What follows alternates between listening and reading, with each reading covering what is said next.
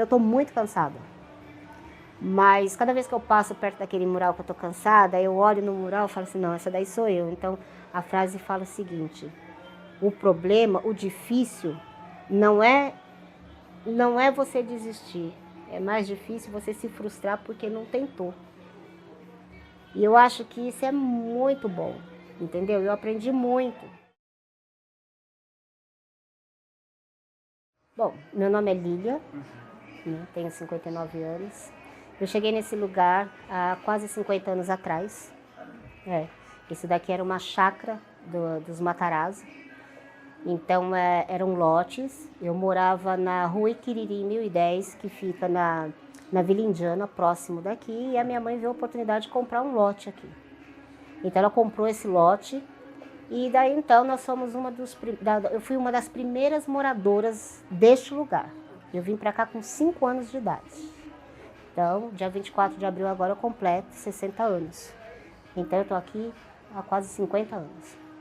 Então eu vi esse bairro crescer, né? Eu vi essa comunidade nascer. Esse lado de cá, do lado onde eu moro, não é comunidade, ele é particular. Nós pagamos IPTU, luz, água, normal.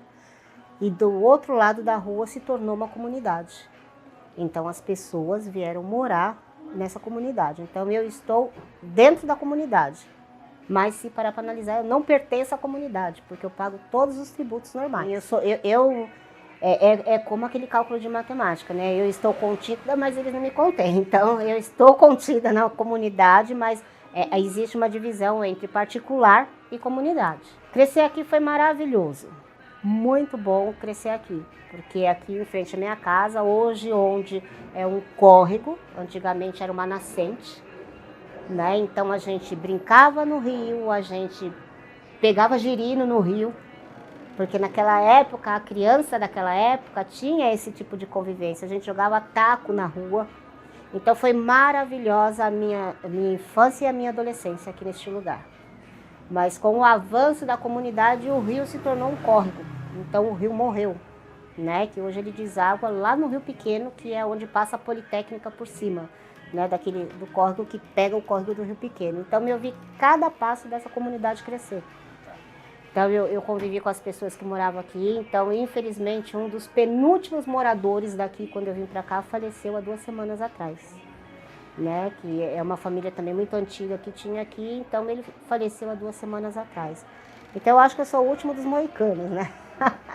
Porque todo mundo que morava aqui, alguns já faleceram, outros foram embora e eu fui uma das únicas que fiquei por aqui e vi o crescimento do bairro Jardim Bonfrigioli, que antes não tinha esse nome. Antes não tinha nome. Ele não tinha nome, porque antes, no começo desse bairro todo, antes dele ser dividido, era o Largo São Francisco, onde tem o campo de golfe. Só lá passava ônibus. E se a gente quisesse pegar alguma condução daqui para ir para algum lugar, a gente tinha que andar a pé até o Instituto Butantã, porque não tinha ônibus no bairro. Eu, quando pequena, saía com a minha mãe daqui 5 horas da manhã, que ela trabalhava como costureira na Rua Oscar Freire, numa empresa chamada Indústria de Brinquedos Nali, que fabricava aqueles ursos de pelúcia. E eu ia com a minha mãe para lá, então nós saímos daqui, andávamos a pé até a Previdência para poder pegar um ônibus e poder ir para Oscar Freire. Porque eu não tinha onde ficar, porque naquela época não existia creche, não existia SEI, não existia nada. Então eu ia com ela para o serviço dela, ficava no serviço dela, ela entrava às 8 horas da manhã, e o patrão, por ela trabalhar muito tempo e ter sido empregada doméstica na casa dele, então o que ela fez? Ele permitiu com que eu ficasse na empresa. Então eu ficava até às 8 horas na indústria, né, na fábrica, e depois das 11 eu ia para o colégio que fica ali na Avenida Sumaré, que antigamente ele chamava Nossa Senhora de Fátima. Então de manhã cedo ele era para quem era do estado e à tarde ele era particular. É ali na igreja Nossa Senhora de Fátima, onde houve o casamento da jogadora Hortência do basquete. Ele era próximo à antiga Rede Tupi. Então ali estudava os filhos dos artistas da Tupi. Conheci vários artistas. Você estudava lá? Eu estudava lá, mas só que eu estudava na parte da manhã, que era pública. Então, porque eu não tinha condições de pagar, e nem minha mãe.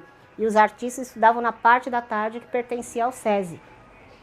Né? Então, e quando eu terminava a aula, eu andava a pé da Avenida Sumaré até o cemitério São Paulo, eu acho que é o cemitério São Paulo, que é ali na Cardeal, né? Eu andava a pé até ali embaixo para pegar o ônibus, descer lá em cima, na pracinha dos bancos hoje, que é a Alberto Bonfrigioli, para vir a pé até aqui em casa. Com 12 anos de idade eu fazia esse trajeto. Então essa foi minha vida na adolescência e na infância. Então por isso que eu falo, eu vi este bairro crescer ponto a ponto, até ele ser essa potência que ele é hoje. Ele é uma potência porque os terrenos foram valorizados e as pessoas começaram a adquirir os terrenos, né? Nós temos aí o Parque dos Príncipes, nós temos aí o Butantã, o Jardim Riso, que são todas residências de um nível médio para alto. Só permaneceu as comunidades ao redor, que é São Remo, Sapé, Polope e aqui o 1010. Então, são só essas 4 comunidades que existem aqui nesse bairro. E esse bairro é de classe média alta. Então, nós temos a Previdência, que engloba no Jardim Bonfrigioli. Nós temos o Parque dos Príncipes, que são as mansões, né, os lotes bem valorizados.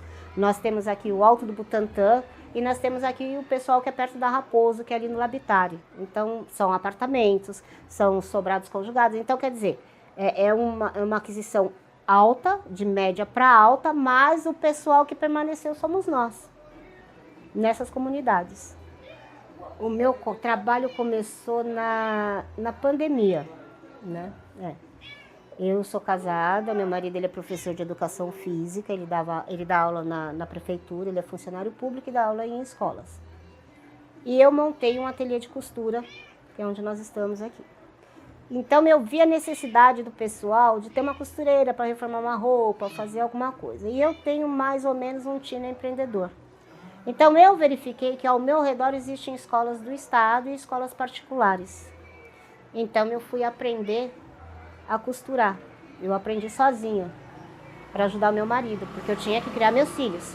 Eu tenho um filho de 23 anos, o do meio, o caçula tem 22, uma que completou 33 agora e o mais velho com 37 anos. Então eu tinha que criar meus filhos. Então eu comecei a costurar em casa. E eu comecei a atender a comunidade, fazer uma barra, pregar um zíper e tal.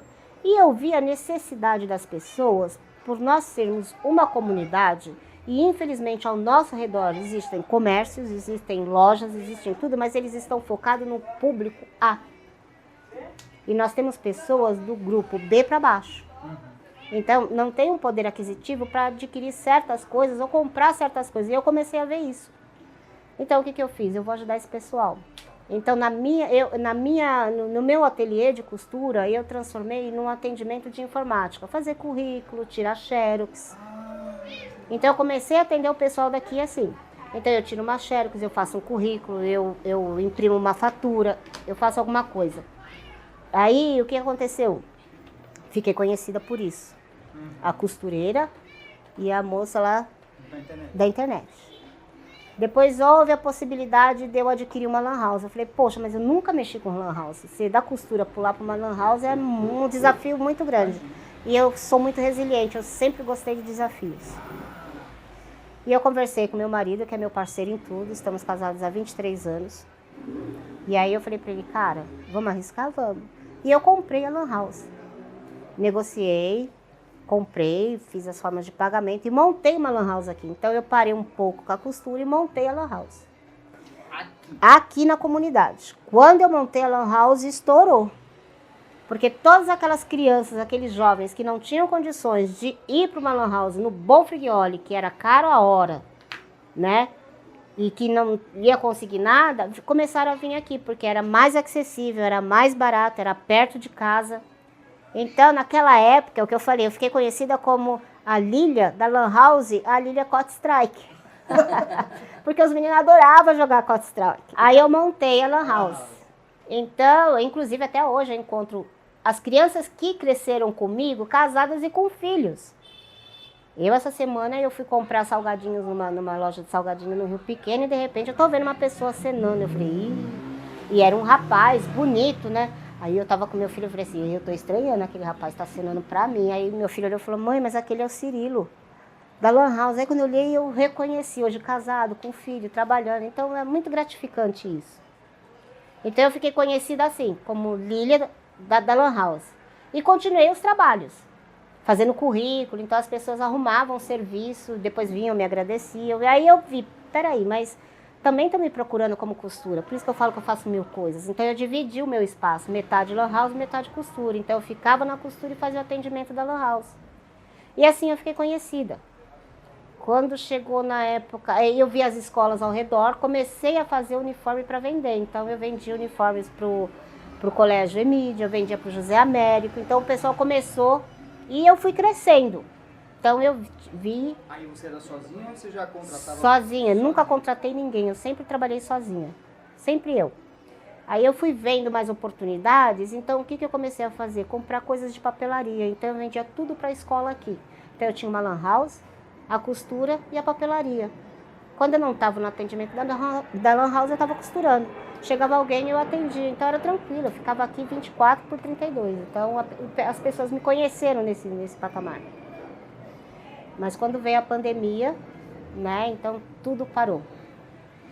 Aí eu me desesperei, meu marido parou, eu parei, a gente ficou numa situação difícil de não ter o que comer dentro de casa.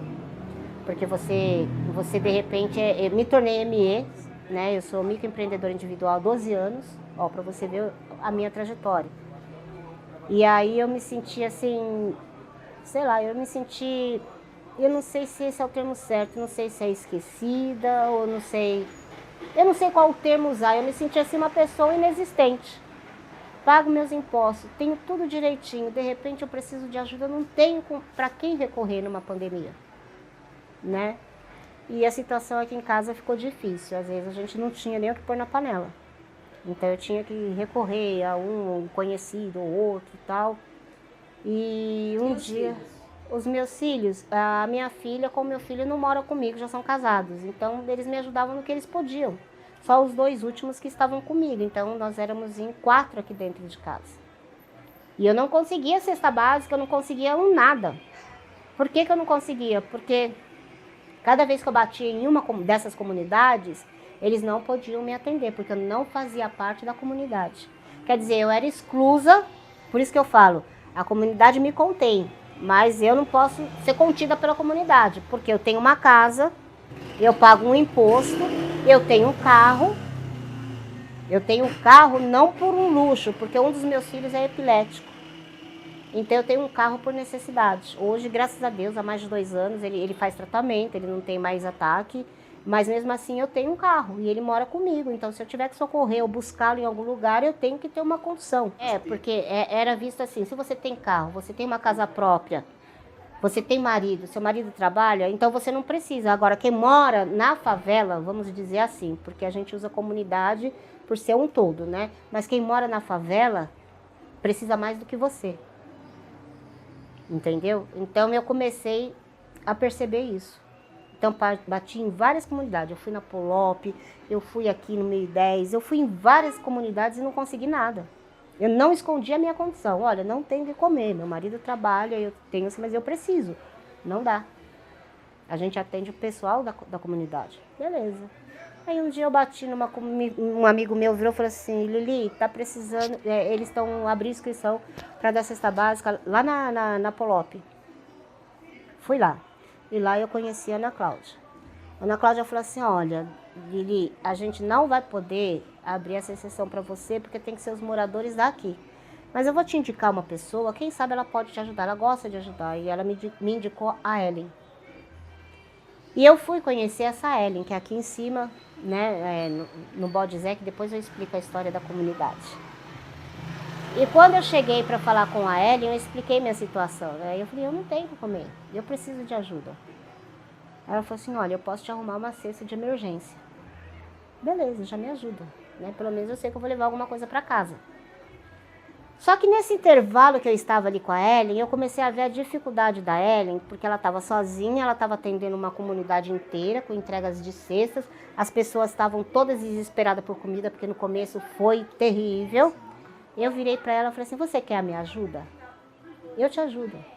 E a partir desse momento eu comecei a ajudar a Ellen. Ela faz parte da pastoral da criança, então eu comecei a ajudar ela na distribuição da cesta, comecei a ajudar ela na organização, sabe? Então eu fui me inteirando com a ela e fui aprendendo um pouco do que eu sou hoje, eu devo muito a ela, porque eu aprendi com ela o que eu sou hoje. E aí, de repente, mais uma vez me deu um estralo, eu falei assim, gente, mas eu não posso depender de cesta básica, eu preciso fazer alguma coisa, então eu quebrei. Eu estou endividada no banco porque eu quebrei a minha empresa. Eu só não fechei a empresa, mas eu estou tentando me reerguer, pagar as minhas dívidas. Eu estou muito endividada. E eu falei, poxa, mas se eu tenho um carro, se eu sei dirigir, então eu tenho como ganhar dinheiro. Aí eu fui até a Log, me cadastrei. Então eu sou cadastrada na Log, na Rappi, no iFood. E eu comecei a fazer entrega da internet, porque naquela época todo mundo comprava e entregava. Então eu comecei a entregar na região. Eu só pegava a região, então eu levantava 4 horas da manhã, ia para o depósito, pegava minha listinha ali de entregas, de Mercado Livre, enchia o meu carro de mercadoria, zarpava para a rua. E como eu conheço o pessoal, eu conheço as áreas, eu só entregava nas áreas que eu conhecia. Então eu fiquei durante 2 anos fazendo entrega na rua, aí eu fui ficando conhecida. Porque aí o pessoal já sabia, ô Lili, é você, sou eu tô aqui na Log agora, ó, vim entregar, tal. Então eu comecei a ficar conhecida. Quando eu vi que o pessoal estava retornando, eu tentei retornar com o meu negócio. Então eu voltei para cá de novo. E dei continuidade, fechei a Lan House porque veio a internet no celular, os aplicativos, então a Lan House fechou. Mas eu continuei com o serviço de informática e eu continuei com o meu ateliê. Mas eu não consegui me reerguer porque eu devo muito ainda. E aí, quando eu tinha mais ou menos uns 40 anos, eu falei pro meu marido, bom, os meninos já estão grandes, eu vou voltar a estudar. E eu voltei a estudar.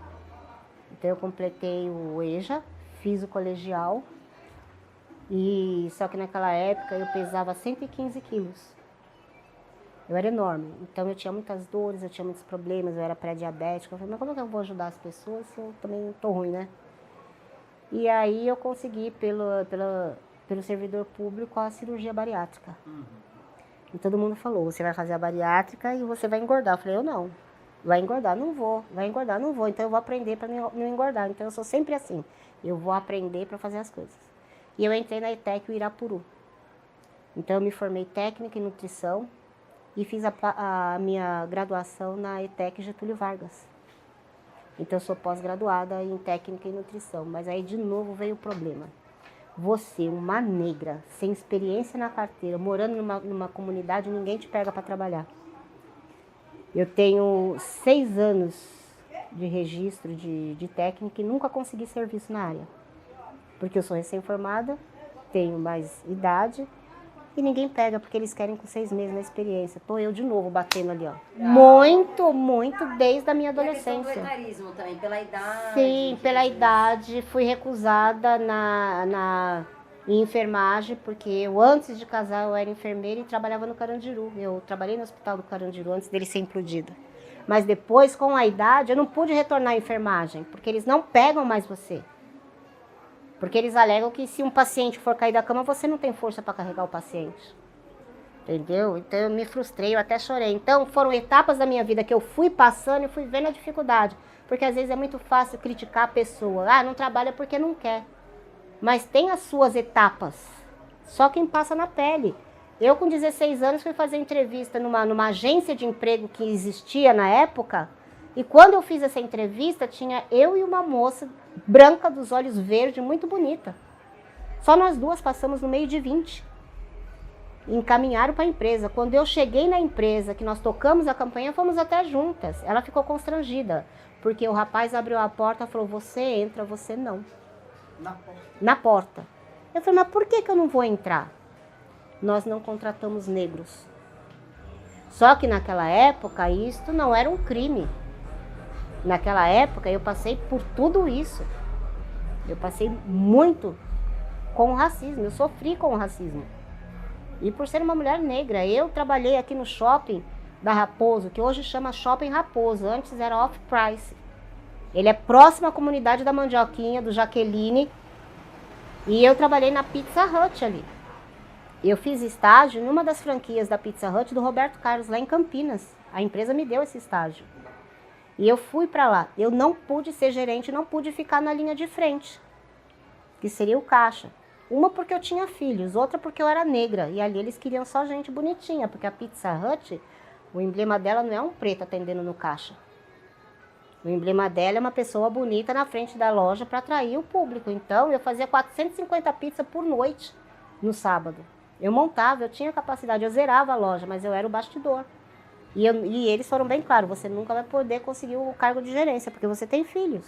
Porque eles classificam que a mulher que tem filhos, ela não é apta para assumir uma gerência, porque eles querem mulheres descomprometidas, sem filhos e até que não sejam casadas. Porque nunca vai ter aquele problema, eu vou faltar porque meu filho está com febre, eu vou faltar porque eu vou levar no hospital, eu vou faltar por causa disso, eu vou faltar porque meu... Não, eles querem mulheres que tenham capacidade, que tenham potencial para gerenciar, e existem várias no mercado. Mas, teve filho? Não dá. Nossa, meu marido é um anjo, cara. Eu acho que Deus me deu o homem certo no momento certo, porque eu sou 320, ele é 110. E ele me conheceu assim, e ele me vê, eu sei lá, e ele... Às vezes eu sinto que ele tem até muito orgulho de mim.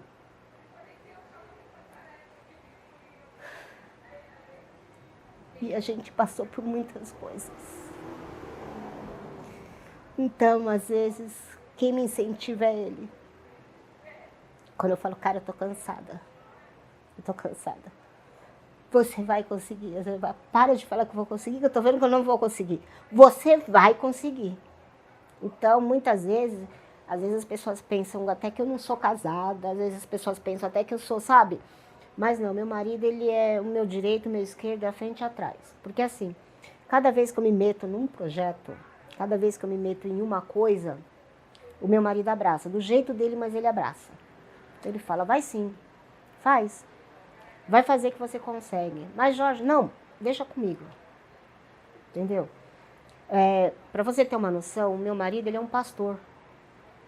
Ele é da Assembleia de Deus, Ministério do Rio Pequeno. Ele é pastor. E eu fui 20 anos da Igreja Batista. Eu fui a primeira evangélica para depois ele se converter. Ele se converteu pelo meu testemunho. Não porque eu exigi que ele tinha que ser, porque quando eu casei com ele, ele era espírita e eu era evangélica. Nunca me pede para ir para a igreja, nunca me proíbe de ir na igreja, beleza? Vamos fazer um acordo? Vamos, fizemos esse acordo. Então hoje ele é um pastor e eu não estou na igreja. E ele é um pastor. Tu pode falar por que você não está mais? Eu não estou na igreja mais por N motivos, né? Por coisas que eu vi que não são, que eu não concordo e pelo meu modo de raciocinar, pela minha empatia com o próximo. Entendeu? Então são coisas que chocam. Falta lá que não tem? Empatia pelo próximo, sem julgar quem ele é, como ele é, e tentar mostrar para ele o amor ágape, que é o que Deus quer nos ensinar, que você tem um amor ágape com o próximo. É por isso que eu sou conhecida, eu não questiono ninguém. Eu não vou deixar de falar com A porque ele é candomblessista. Eu não vou deixar de falar com B porque ele é budista. Eu não vou deixar de falar com C, vou respeitar a ideia dele.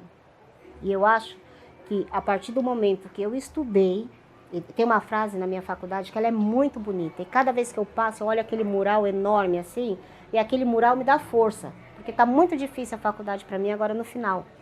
Então ali está escrito, eu estou fazendo faculdade de nutrição. Eu estou no 7º semestre. E já estou estagiando na própria clínica da faculdade. Hoje era para mim estar no evento em Osasco. Para fazer um evento, eu vou para a clínica, saio da clínica e entro em aula. Então, às vezes eu chego aqui meia-noite, às vezes eu chego 8h40, dependendo da quantidade de aula que eu tenho. Eu gostaria de ser médica. Nunca vou poder realizar. Por que não? Porque a gente tem que ser realista. Eu hoje estou com 60 anos. Eu acho que se eu continuasse, eu tinha vontade de, depois que terminar, porque algumas matérias eu eliminaria. Mas eu entrando na faculdade, eu vou me formar com o quê? Com 75 anos?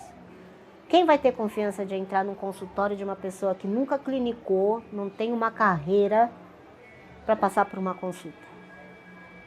Então, Não é que o sonho é impossível. Eu sei, você pode até questionar, mas isso não é impossível. Não, não é impossível. Eu posso fazer faculdade, eu posso me formar com 75, mas eu não quero meu diploma na parede e falar, eu realizei meu sonho que eu me formei. Não, eu quero ajudar, eu quero fazer, eu quero poder operar, eu quero poder, sabe, trabalhar por aqueles que não têm condições, mas isso eu não vou poder fazer. Porque com 75 anos, mesmo que eu passe no concurso, eu não sou apta a operar numa cirurgia, porque eu não vou ter a mão firme, eu não vou ter a visão firme. Então, eu não vou realizar realmente o meu sonho de estar numa cirurgia, porque o corpo humano aberto, ele é lindo, mas eu não vou poder concretizar isso. Então, é um sonho que eu nunca vou poder realizar. Para mim, fazer a faculdade, falar que eu sou uma doutora, que eu tenho um diploma na parede porque eu consegui, não seria um sonho. Seria simplesmente o começo que eu deixei lá para trás e comecei tardio. O meu sonho é fazer parte, o meu sonho não é ser reconhecida mundialmente, mas às vezes encontrar uma pessoa e falar, obrigado, viu? Eu fui no seu consultório, eu fiz a cirurgia, teve que operar, você me curou e eu estou muito bem, muito obrigada. Esse é o melhor reconhecimento que você tem. Um sonho possível, esse eu acho que eu consigo realizar.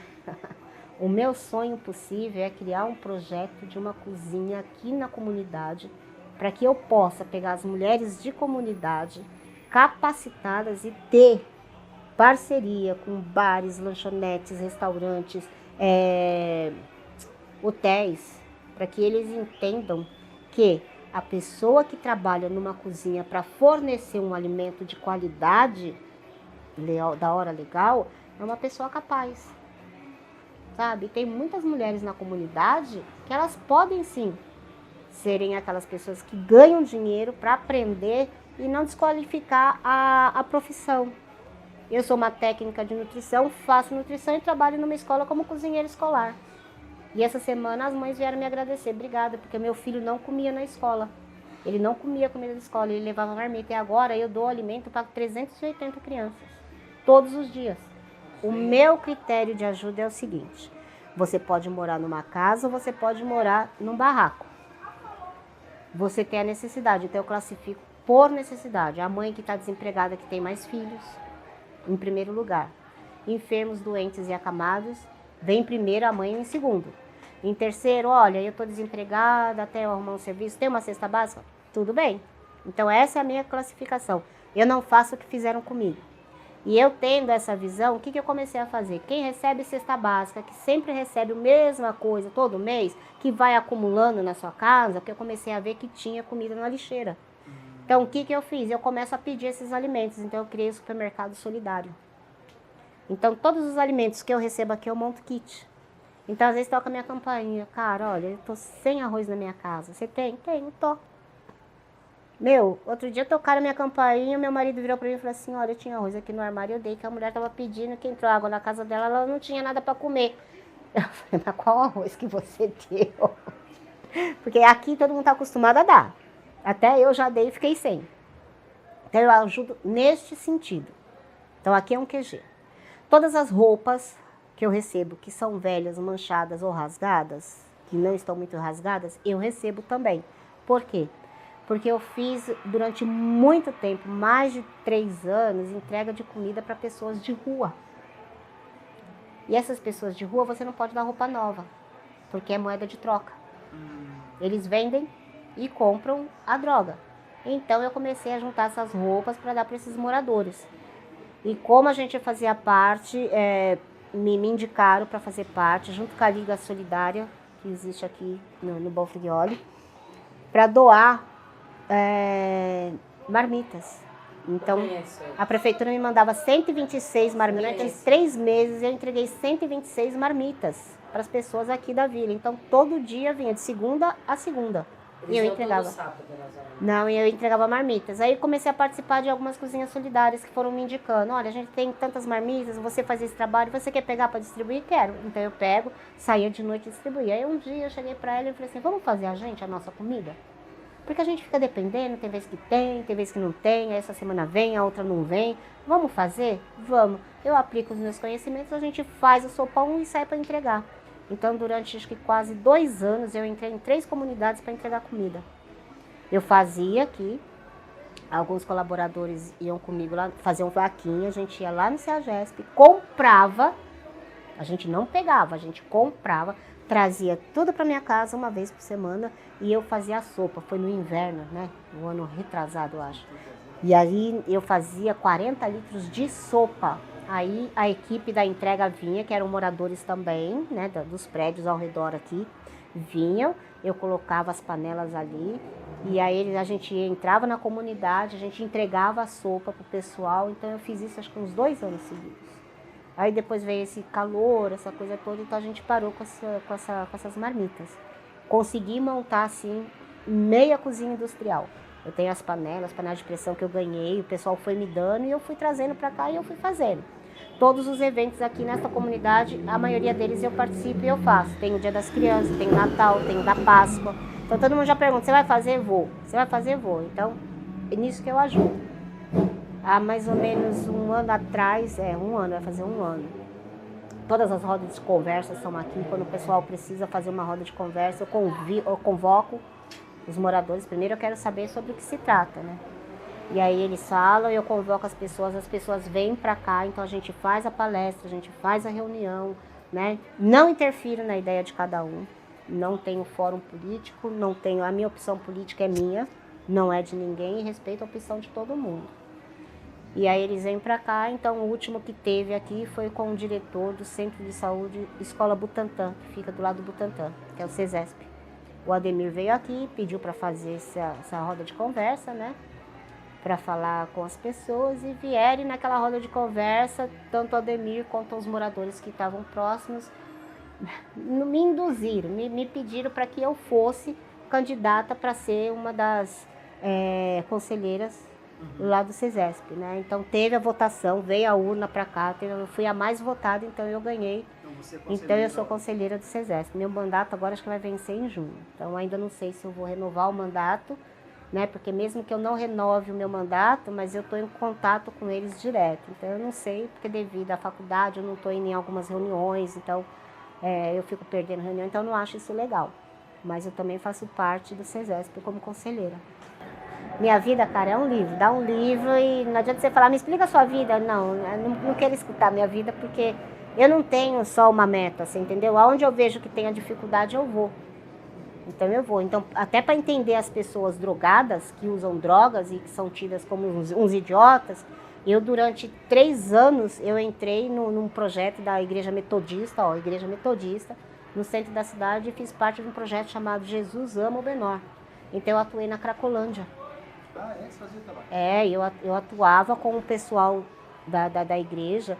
Pra gente, lá tem eu acho que ainda deve ter, lá no centro da Cracolândia, tem um lugar chamado Escolinha Papo de Responsa, onde aquelas crianças que estavam na Cracolândia iam para a Escolinha Papo de Responsa, tomavam o banho, pegavam essas roupas que a gente doava, eles comiam, então a gente ia pescando, aquele que quisesse sair da rua, eles iam encaminhando para a clínica. Evangelizei vários anos junto com eles, nas FEBEMs aqui, tanto da Raposo Tavares quanto aqui em Pinheiros, então a gente entrava, a gente ia até em época de rebelião, a gente ia junto com eles, né? Tenho a minha carteirinha, né? Tenho a carteirinha, mas aí depois, como eu disse, eu era obesa, eu tinha problema de saúde, aí eu parei. E aí quando eu paro, meu marido fala, pô, você precisa voltar, você tá muito parada, você não tá fazendo nada, né? Aí eu parei, aí eu fiz a cirurgia, parei. Não que eu perdi contato, a corrida que eu fui abraçando aqui na comunidade foi me afastando daquele propósito, né? Então é por isso que o pessoal me conhece por esse motivo, N coisas. Então tudo que precisa eu venho aqui no meu portão primeiro.